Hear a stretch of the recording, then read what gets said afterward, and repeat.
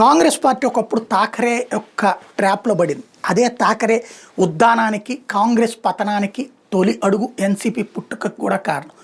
మరాఠా అన్నటువంటి వివాదం తీసుకురాగానే దాంట్లో ఎట్లెళ్లాలో తెలియక బాలాసాహెబ్ థాకరే ట్రాప్లో పడ్డటువంటి కాంగ్రెస్ పార్టీ మైనార్టీల బొజ్జిగింపు, ఇతరులందరినీ మనం గడుపుకెళ్తే సరిపోతుంది అనుకుంటూ మరాఠా అంశాన్ని పక్కన పెట్టింది. నిర్మోహమాటంగా అప్పుడే నిలబడాల్సింది, సాధ్యం కాలేదు.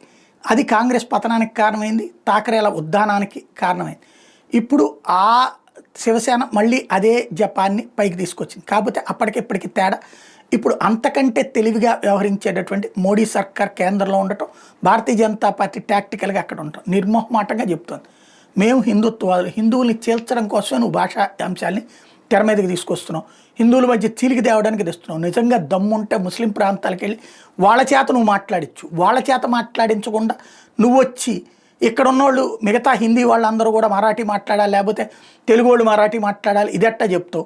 ఆ లెక్కనైతే మన మరాఠీ వాళ్ళు ఇతర దేశాలకు వెళ్తే అక్కడ ఉన్నటువంటి వాళ్ళ భాషలోనే మాట్లాడాలా, లేకపోతే కనుక వాళ్ళని పంపించేయాలా?